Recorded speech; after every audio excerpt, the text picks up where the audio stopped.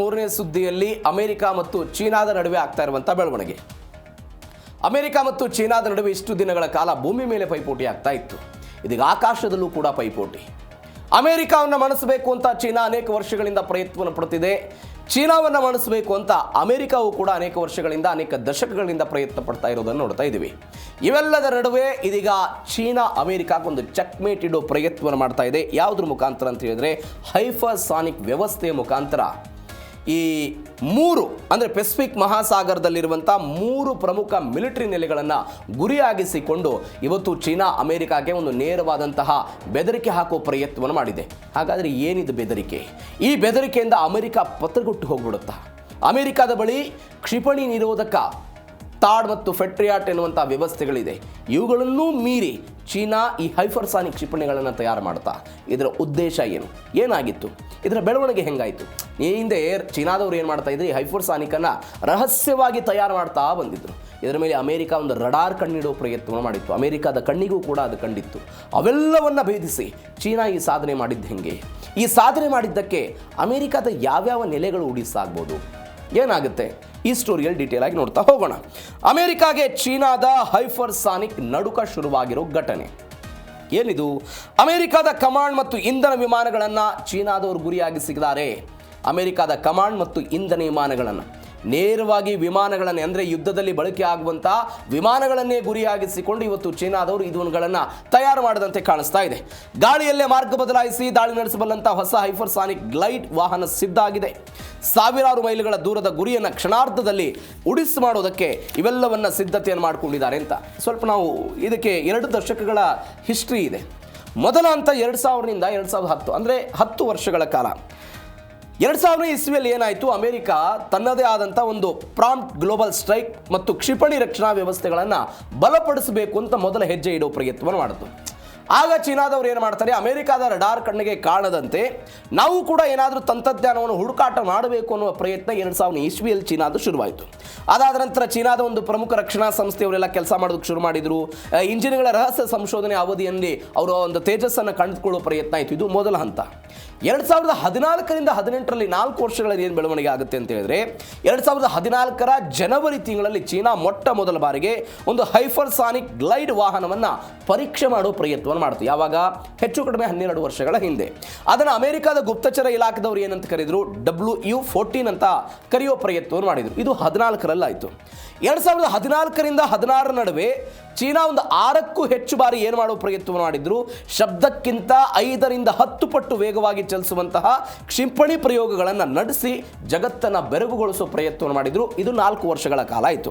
ಅದಾದ ನಂತರ DF-17 ಅನ್ನೋದನ್ನು 2019ರ ಅಕ್ಟೋಬರ್ 1ರಂದು ಚೀನಾದ ರಾಷ್ಟ್ರೀಯ ದಿನದ ಅಂಗವಾಗಿ ಫರೇಡ್ನಲ್ಲಿ ಇದನ್ನು ಪರೀಕ್ಷೆ ಮಾಡೋ ಪ್ರಯತ್ನವನ್ನು ಮಾಡಿದ್ರು. ಅದು DF-17 ಅನ್ನು ಸಾರ್ವಜನಿಕವಾಗಿ ಮೊಟ್ಟ ಮೊದಲ ಬಾರಿಗೆ ಇದನ್ನು ಪ್ರದರ್ಶನ ಮಾಡಿದ್ರು. ಆಗ ಅಮೆರಿಕಕ್ಕೆ ನಡುಕ ಎಲ್ಲ ಶುರುವಾಗಿತ್ತು. ಅದಾದ ನಂತರ ಈ ಎಲ್ಲ ಬೆಳವಣಿಗೆಗಳಾಗಿದ್ದನ್ನು ನೋಡ್ತಾ ಇದ್ದೀವಿ. ಇದು ಇದೀಗ ಅಮೆರಿಕಾಗೊಂದು ಟಕ್ಕರ್ ಕೊಡುವಂತೆ ವ್ಯವಸ್ಥೆಯನ್ನು ಇವರು ಮಾಡಿಕೊಂಡಿದ್ದಾರೆ ಅಂತ. ಇವೆಲ್ಲದರ ನಡುವೆ ಗುವಾಮ್ ಮತ್ತು ಹವಾಯಿಗೆ ಕ್ಷಿಪಣಿ ಭೀತಿ. ಎಲ್ಲಿರ್ತವೆ ಇವು? ಪೆಸಿಫಿಕ್ ಮಹಾಸಾಗರದಲ್ಲಿರುವಂತಹ ಅಮೆರಿಕದ ನೆಲೆಗಳನ್ನು ನಾವೇನು ಇವೆರಡನ್ನು ಕರೆದ್ವಿ, ಅದು ಗುವಾಮ್ ಆಗಿರ್ಬೋದು, ಅದಾದ ನಂತರ ಹವಾಯಿ, ಎಲ್ಲ ಕೇಂದ್ರಗಳನ್ನೂ ಕೂಡ ತಲುಪಬಲ್ಲಂಥ ಶಕ್ತಿ ಸಾಮರ್ಥ್ಯ ಯಾರ ಬಳಿ ಇದೆ? ಇವತ್ತು ಚೀನಾದ ಬಳಿ ಇರುವಂಥದ್ದು. ಈ ಕಾರಣಕ್ಕಾಗಿ ಇದೊಂದು ಅಮೆರಿಕಕ್ಕೊಂದು ಎಚ್ಚರಿಕೆಯ ಹೆಜ್ಜೆ ಅಂತ ಕರೆಯೋ ಹಂತಕ್ಕೆ ಹೋಗ್ತಾ ಇದ್ದೀವಿ. ನೋಡಿ, ಅಮೆರಿಕದ ಕಮಾಂಡ್ ಮತ್ತು ಇಂಧನ ವಿಮಾನಗಳನ್ನು ಗುರಿಯಾಗಿಸಿಕೊಂಡು, ಅಂದರೆ ಇಂಧನ ವಿಮಾನಗಳೇ ಇಲ್ಲದಂತೆ ಮಾಡಿ ಅಮೆರಿಕವನ್ನು ಪೆಸಿಫಿಕ್ ಮಹಾಸಾಗರದಲ್ಲಿ ಕಟ್ಟಿ ಹಾಕುವ ಪ್ರಯತ್ನವನ್ನು ಯಾರು ಮಾಡ್ತಾ ಇದ್ದಾರೆ? ಚೀನಾದವರು ಮಾಡ್ತಾ ಇದ್ದಾರೆ. ಹೆಂಗೆ? DF-26 ಮತ್ತು DF-27 ಬ್ಯಾಲಿಸ್ಟಿಕ್ ಕ್ಷಿಪಣಿಗಳನ್ನು ತಯಾರು ಮಾಡಿದರು. ಗುವಾಮ್ ಕಿಲ್ಲರ್ DF-26 ಇರುವಂತಹ ಅಲ್ಲಿಗೆ ಹೋಗಬಲ್ಲಂತಹ ಶಕ್ತಿ ಸಾಮರ್ಥ್ಯವನ್ನು ಹೊಂದಿದೆ. ಅಂದರೆ ಪೆಸಿಫಿಕ್ ಆ ವಲಯದಲ್ಲಿ ಅಮೆರಿಕ ಅತ್ಯಂತ ಮಿಲಿಟರಿ ಕೇಂದ್ರವನ್ನು ಹೊಂದಿದೆ. ಅದಕ್ಕೆ ಗುಲಾಮ್ ಅಂತ ಕರಿತೀವಿ. ಪರಮಾಣು ಜಲಂತರ್ಗಾಮಿ ನೌಕೆಯ ಕೇಂದ್ರಗಳಿವೆ. ಏಷ್ಯಾದಲ್ಲಿ ಯುದ್ಧ ನಡೆದರೆ ಅಮೆರಿಕದ ಪಡೆಗಳು ಇಲ್ಲಿಂದನೇ ಕೆಲಸ ಮಾಡಬೇಕಾದಂಥ ಅನಿವಾರ್ಯತೆ ಇದೆ. ಅವುಗಳನ್ನು ಗುರಿಯಾಗಿಸಿಕೊಂಡು ಇವತ್ತು ಹೋಗೋದು. ಅಂದರೆ ಅಮೆರಿಕದ ಒಟ್ಟಾರೆ ಮುಖ್ಯ ಭೂಮಿ ಏನಿದೆ ಅದು ಏಷ್ಯಾದಿಂದ ಬಹಳ ಸಾವಿರಾರು ಕಿಲೋಮೀಟರ್ ದೂರದಲ್ಲಿದೆ. ಇದೆ. ಆದರೆ ಇಲ್ಲಿರುವಂತಹ ಕೇಂದ್ರ ಏನಿದೆ ಅದು 3000 ಕಿಲೋಮೀಟರಲ್ಲಿದೆ. ಇದನ್ನು ಚೀನಾದವರು ಗುರಿಯಾಗಿಸ್ತಾ ಇದ್ದಾರೆ. ಮತ್ತೊಂದು ಹವಾಯಿ ಅಂತ ನಾನು ಹೇಳಿದೆ. ಈ ಹವಾಯಿ ಕೇಂದ್ರ ಏನಿದೆ DF-27, ಈ DF-27 ಹೈಪರ್ಸಾನಿಕ್ ಏನಿದೆ ಈ ಕೇಂದ್ರವನ್ನು ಅದು ತಲುಪುತ್ತೆ. ಇಂಡೋ ಪೆಸಿಫಿಕ್ ಕಮಾಂಡ್ನ ಪ್ರಧಾನ ಕಚೇರಿಯನ್ನು ಅಮೆರಿಕ ಇಲ್ಲಿ ಹೊಂದಿದೆ. ಈ ಕೇಂದ್ರ ಕಚೇರಿಯನ್ನು ಕೂಡ ಗುರಿಯಾಗಿಸಿಕೊಂಡು ದಾಳಿ ಮಾಡುವ ಪ್ರಯತ್ನವನ್ನು ಮಾಡುತ್ತೆ. ಇವೆಲ್ಲದರ ನಡುವೆಯೂ ಕೂಡ ಥಾಡ್ ಮತ್ತು ಪೆಟ್ರಿಯಾಟ್ ಇದ್ರೂ ಕೂಡ ಇದರ ವ್ಯವಸ್ಥೆಯ ವಿರುದ್ಧ ಅಮೆರಿಕ ಹೋರಾಟ ಮಾಡೋದಕ್ಕೆ ಸಾಧ್ಯ ಇಲ್ಲ. ಯಾಕೆ ಅಂತ ಹೇಳಿದ್ರೆ ಹಾವಿನ ರೂಪದಲ್ಲಿ ಚಲಾವಣೆಯನ್ನು ಹೊಂದುವಂಥ ಹೈಪರ್ಸಾನಿಕ್ ಕ್ಷಿಪಣಿಗಳನ್ನು ಇವತ್ತು ಯಾರು ತಯಾರು ಮಾಡಿದ್ದಾರೆ? ಚೀನಾದವರು ತಯಾರು ಮಾಡಿದ್ದಾರೆ. ಅದಕ್ಕೆ ಬರ್ತೀನಿ ನಾನು. ತಡೆಯೋದು ಅಸಾಧ್ಯ, ಹೊಡೆಯೋದು ನಿಶ್ಚಿತ. ಅಮೆರಿಕಾದ ಬಳಿ ಇವತ್ತು ಅವರು ಮಧ್ಯಪ್ರಾಚ್ಯಕ್ಕೆ ಕೊಟ್ಟರು, ಬೇರೆ ಬೇರೆ ದೇಶಗಳಿಗೆಲ್ಲ ಇವನು ಕೊಟ್ಟಿದ್ದಾರೆ ಕ್ಷಿಪಣಿ ನಿರೋಧಕ ಅನ್ನೋ ಕಾರಣಕ್ಕಾಗಿ. ಇವೆಲ್ಲದರ ನಡುವೆಯೂ ಕೂಡ ಚೀನಾದ DF-26 ಮತ್ತು 27 ಅನ್ನು ತಡೆಯೋದಕ್ಕೆ ಸಾಧ್ಯ ಇಲ್ಲ ಅಂತ. ಯಾಕೆ? ಹೈಪರ್ಸಾನಿಕ್ ವೇಗದಲ್ಲಿ ಚಲಿಸ್ತಾ ದಿಕ್ಕನ್ನು ಬದಲಿಸಬಲ್ಲಂಥ ಶಕ್ತಿಶಾಲಿ ಅಸ್ತ್ರ ಇದು. ರಡಾರ್ ಮತ್ತು ಕ್ಷಿಪಣಿ ರಕ್ಷಣಾ ವ್ಯವಸ್ಥೆಗಳ ಕಣ್ಣಿಗೆ ಮಣ್ಣೆರಚುವಂತಹ ತಂತ್ರಜ್ಞಾನವನ್ನು ಹೊಂದಿದೆ. ಅಂದರೆ ಶಬ್ದದ ವೇಗಕ್ಕಿಂತ 5 ರಿಂದ 10 ಪಟ್ಟು ವೇಗವಾಗಿ ಇದು ಹೋಗುತ್ತೆ. ಅಂದರೆ 1 ಗಂಟೆಗೆ 1000 ಕಿಲೋಮೀಟರ್ಗಿಂತ ಹೆಚ್ಚು ವೇಗದಲ್ಲಿ ಹೋಗುತ್ತೆ. ಉಡಾವಣೆಯಾದ ನಂತರ ಗುರಿಯನ್ನು ತಲುಪೋದಕ್ಕೆ ಇವು ತೆಗೆದುಕೊಳ್ಳುವಂತಹ ಸಮಯ ಕೆಲವು ನಿಮಿಷಗಳಂತ ಹೇಳ್ತಾರೆ. ಹಳೆಯ ಬ್ಯಾಲಿಸ್ಟಿಕ್ ಕ್ಷಿಪಣಿಗಳು ಬಾಹ್ಯಾಕಾಶಕ್ಕೆ ಹೋಗಿ ಅಲ್ಲಿಂದ ಮುಂಚಿತವಾಗಿ ನಿಗದಿಯಾದಂಥ ಒಂದೇ ಹಾದಿಯಲ್ಲಿ ಬೀಳ್ತಾ ಇತ್ತು. ಅಂದರೆ ಗುರಿಯನ್ನು ಎಲ್ಲಿ ಸೆಟ್ ಮಾಡಿರ್ತೀವಿ ಅಲ್ಲಿಗೆ ಮಾತ್ರ ಸೀಮಿತ ಆಗ್ತಿತ್ತು. ಆದರೆ ಇವತ್ತು ಚೀನಾದ ಹೈಪರ್ಸಾನಿಕ್ ಅಸ್ತ್ರಗಳೇನಾಗಿದೆ, ವಾತಾವರಣ ಮೇಲ್ಪದರಲ್ಲಿ ಹಾರ್ತಾ ಹಾವಿನಂತೆ ದಿಕ್ಕನ್ನು ಬದಲಾಯಿಸಿ ಅಂತಿಮವಾಗಿ ಅವು ಎಲ್ಲಿ ಬೀಳುತ್ತವೆ ಅನ್ನೋದನ್ನು ಊಹೆ ಮಾಡೋದಕ್ಕೂ ಕೂಡ ಸಾಧ್ಯವಾಗಲ್ಲ. ಈ ಊಹೆ ಮಾಡೋದಕ್ಕೆ ಸಾಧ್ಯವಾಗದೇ ಇದ್ದಾಗ ಅಮೆರಿಕಾದ ರಡಾರ್ಗೆ ಕಣ್ಣಿಗೂ ಕೂಡ ಇದು ಕಾಣೋದಕ್ಕೆ ಸಾಧ್ಯ ಆಗಲ್ಲ. ಇವುಗಳಿಂದ ತಪ್ಪಿಸಿಕೊಂಡು ಹೋಗಬಹುದು ಅನ್ನುವಂತಹ ವ್ಯವಸ್ಥೆ ಇದೆ. ಬಟ್ ಗುರಿಯನ್ನು ತಲುಪ್ತವೆ. ಆ ಗುರಿಯನ್ನು ತಲುಪೋದಕ್ಕೆ ಏನು ಅಮೆರಿಕ ಕಟ್ ಮಾಡಬೇಕು ಅಂತ ಬಯಸುತ್ತಲ್ಲ ಅದೆಲ್ಲವೂ ಕೂಡ ಆಗಲ್ಲ ಅಂತ. DF-17 ಮತ್ತು ಅದಾದ ನಂತರ DF-27 ಇವ್ಯಾವುದೂ ಕೂಡ ಸ್ಥಿರವಾಗಿ ಮಿಲಿಟರಿ ನೆಲೆಗಳನ್ನಷ್ಟೇ ಅಲ್ಲ, ಯಾವ ಕೇಂದ್ರವನ್ನು ಗುರಿಯಾಗಿಸಿಕೊಂಡು ದಾಳಿ ಮಾಡಬಲ್ಲಂಥ ಶಕ್ತಿ ಸಾಮರ್ಥ್ಯವನ್ನು ಹೊಂದಿದೆ. ಇದು ಒಂದು ಭಾಗ.